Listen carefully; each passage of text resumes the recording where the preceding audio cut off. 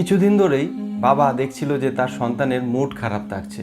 বাড়ির অন্যান্য সদস্যরা যখন হাসি খুশি খেলাধুলা করছে, তার সন্তান মুড খারাপ হয়ে মনমরা হয়ে ঘরের এক সাইডে বসে রয়েছে।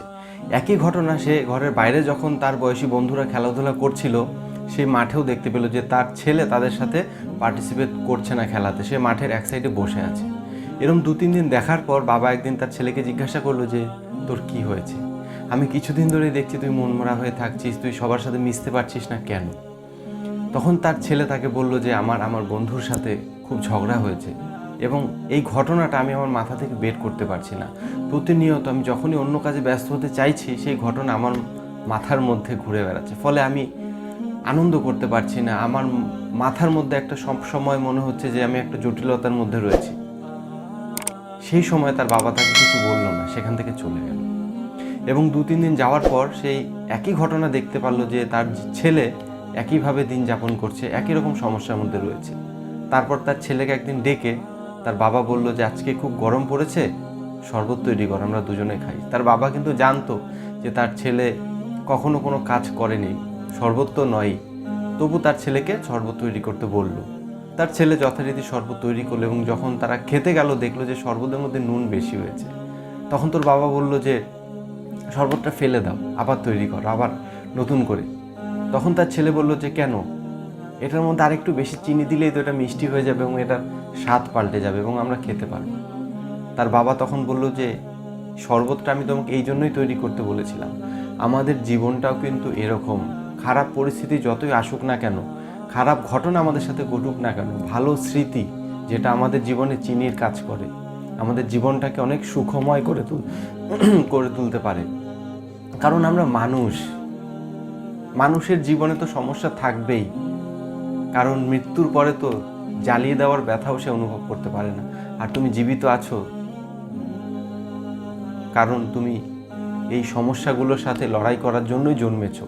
তাই খারাপ পরিস্থিতি জীবনে যাই আসুক না কেন, অতীতে যেই ঘটনাটা তোমার জীবনে ঘটে গেছে সেটা কিন্তু বর্তমানে দাঁড়িয়ে তুমি ঠিক করতে পারবে না এবং সেটা তোমার হাতেও নেই, কিন্তু সেই অতীতের স্মৃতিটা তোমার বর্তমানটাকে নষ্ট করে দেয় এবং করে দিচ্ছেও। ফলে তুমি বর্তমানে যে জীবিত আছো, সেই একজন মরার মতোই জীবিত রয়েছো, যে পেছনে যেই ঘটনাগুলো তোমার জীবনে ঘটে গেছে সেগুলোকে তোমরা ভুলতে পারছো না, বা বেশিরভাগ মানুষই ভুলতে পারে না, সেই জন্যই বেশিরভাগ মানুষ কষ্টে থাকে।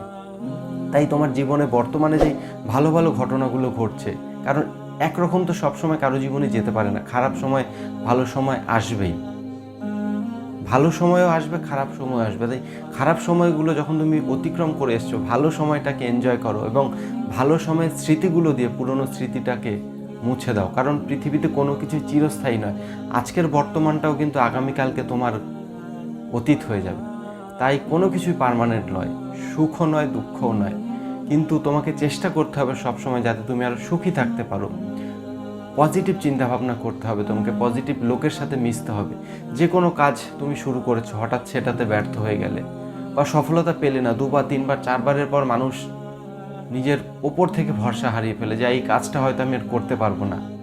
কিন্তু ওই কাজটা তুমি যদি আরেকটু ট্রাই করো, হয়তো তোমার থেকে ভালো কেউ করতে পারবে না। হ্যাঁ বন্ধুরা, শেষ না দেখে কখনো হাল ছেড়ে দিও না, কারণ আর এক ধাপ পেরোলেই হয়তো তুমি তোমার জীবনের সব থেকে ভালো জিনিসটা পেয়ে যাবে। তাই জীবনে যতই খারাপ পরিস্থিতি ঘটুক না কেন, জীবনে যত নেগেটিভিটি থাকুক না কেন, এগুলো থাকবেই আমার জীবনে।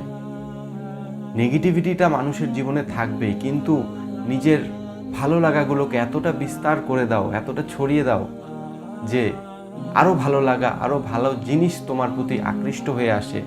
সব কিছু কিন্তু শেয়ার করলে বাড়ে। তুমি যদি দুঃখ শেয়ার করো, তোমার দুঃখ কিন্তু বাড়বে। অনেকে বলে দুঃখ শেয়ার করলে দুঃখ কমবে না। তুমি যত দুঃখ শেয়ার করবে, তোমার চারিপাশের মানুষজনেরা জানবে যে তুমি দুঃখে আছো, ফলে তোমাকে সবাই এড়িয়ে চলতে শুরু করবে।